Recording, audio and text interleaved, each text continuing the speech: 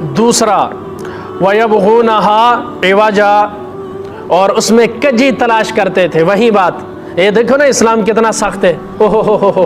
ہاں مولویوں نے سختی کی ہوئی ہے. یہ ہے ٹیڑھا پن تلاش کرنا. یہ کیا کرنا؟ ٹیڑھا پن تلاش کرنا. یہ کون لوگ ہیں پتہ ہے؟ یہ گویا دیکھا آپ نے گوبر اٹھائے تو گوبر کے نیچے سوراخ ہو جاتا ہے اور اندر ایک چھوٹا سا وہ ہوتا ہے، کیڑا ہوتا ہے، ٹھیک ہے، اڑتا بھی ہے وہ. تو اس کے ناک میں جو گند بھرا ہوا تھا، اس نے باغ کا چکر لگا کہ اندر مینوں خوشبو نہیں آ رہی، مجھے خوشبو. تو کوئی سیاڑا اسے ملا، اس نے ایسے کر کے دیکھا نا، اس کے ناک کے اندر گوبر پھنسی ہوئی ہے. اس آخیا نا تو باہر کڈ تاں خوشبو آئے گی، اور اسے تو باہر نکالو تب تمہیں کیا آئے گی؟ یہ مغرب کا گند ناک میں، دماغ میں، کانوں میں، آنکھوں میں بھرا ہوا ہے. اسلام کی پاکیزگی کیسے سمجھ آئے گی؟ اسلامی احکام کی خوشبو کہاں سے آئے گی؟ ہم کہتے ہیں پہلے مغرب کے گند کو توبہ کے صابن سے صاف کرو، اس کے بعد تمہیں شریعت کی خوشبو آئے گی. کیا آئے گی؟ شریعت کی خوشبو. یہ ظلم ہے. یہ کیا ہے؟ ظلم ہے. اچھا، بچی اٹھائی جا رہی ہے، میڈیا سامنے آ جاتا ہے، ہم عورتوں کو حقوق دیں گے. مردوں کی حقوق کہاں ہیں؟ کسی مدرسہ کے طالبہ کے اوپر کرناٹک کے اندر، انڈیا کے اندر، جس بچی نے وہاں پر نعرہ تکبیر لگایا، اس وقت تو کوئی نہیں بولا کہ بھائی وہاں انڈیا میں عورتوں کے حقوق پامال ہو رہے ہیں، ہم یہاں احتجاج کریں گے. ایسا تو کوئی نہیں تھا. میرا جسم میری مرضی کا نعرہ لگانے کے لیے سال کے بعد باہر نکل آتی ہے، جس طرح برسات میں مینڈک باہر نکل آتے ہیں اور کہتی ہیں اسلام نے ہمیں حق نہیں دیے. ہم بھی قرآن کو سمجھتی ہیں، ہم پڑھی لکھی خواتین ہیں. تم قرآن سمجھتی، تم گھر سے باہر نہ نکلتی. تم قرآن، لفظ قرآن کو نہیں سمجھتی.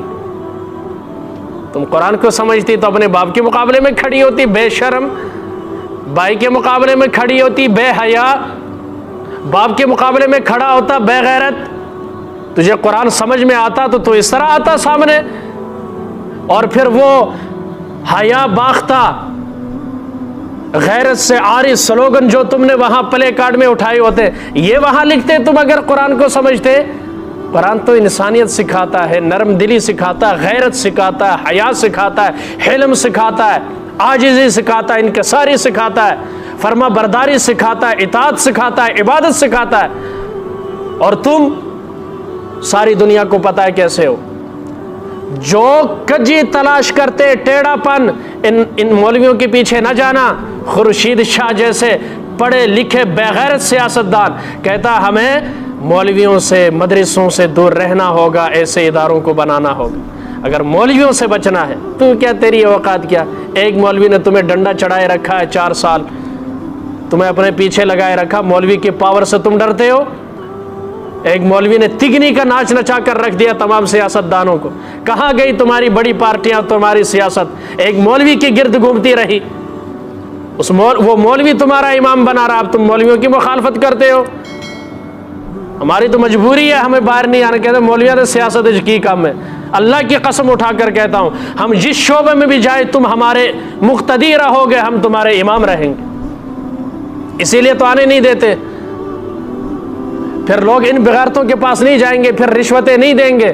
یہ کہاں سے کھائیں گے؟ پھر کمانا تو انہیں آتا کوئی نہیں، دماغ تو ان کے پاس کوئی نہیں، وقار تو ان کے پاس نہیں ہے.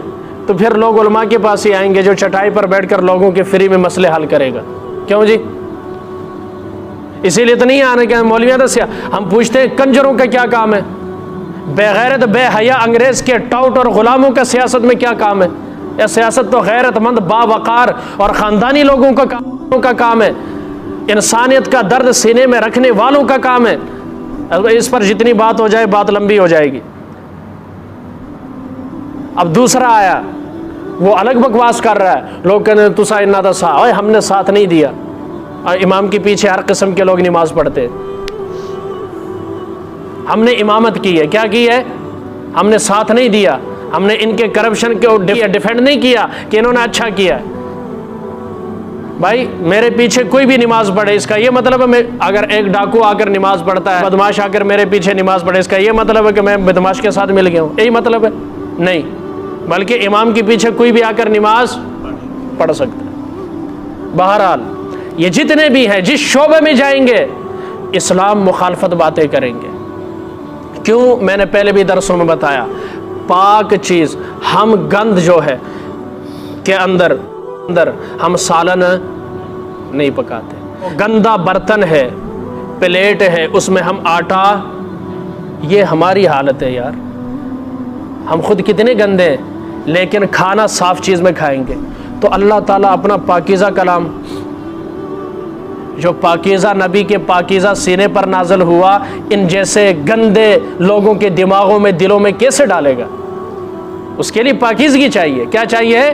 اور یاد رکھیں برتن میں جو ہو وہی باہر نکلتا ہے۔ جے تو سا گلاس دودھ پایا تو پانی نہیں نکلے گا، دودھ ہی نکلے گا۔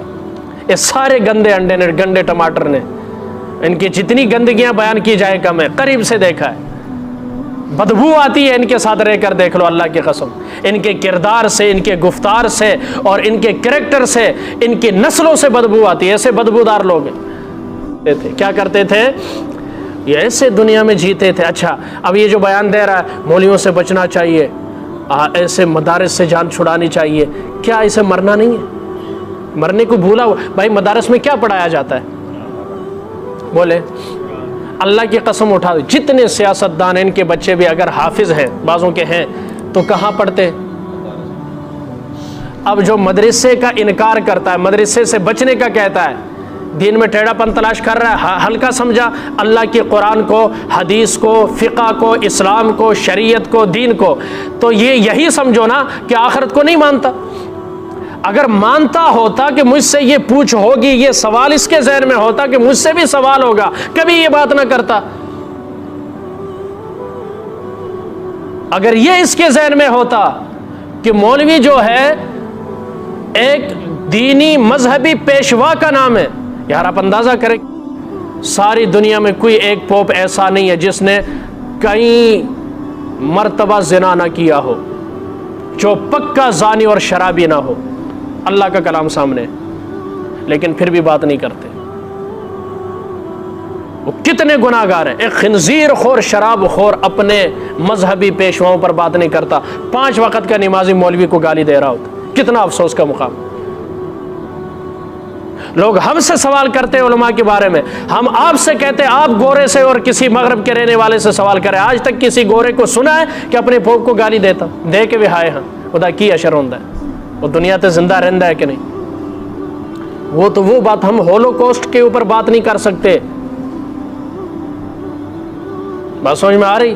یہ کتنا بڑا المیہ ہے کہ جس کا آپ درس سنتے ہیں، جس کے پیچھے نماز پڑھتے ہیں، جس کے پیچھے عید پڑھتے ہیں، جو تمہارا نکاح پڑھاتا ہے، جو جنازہ پڑھاتا ہے، مولوی کو گالی دے رہا ہوتا ہے، کتنا افسوس کا مقام۔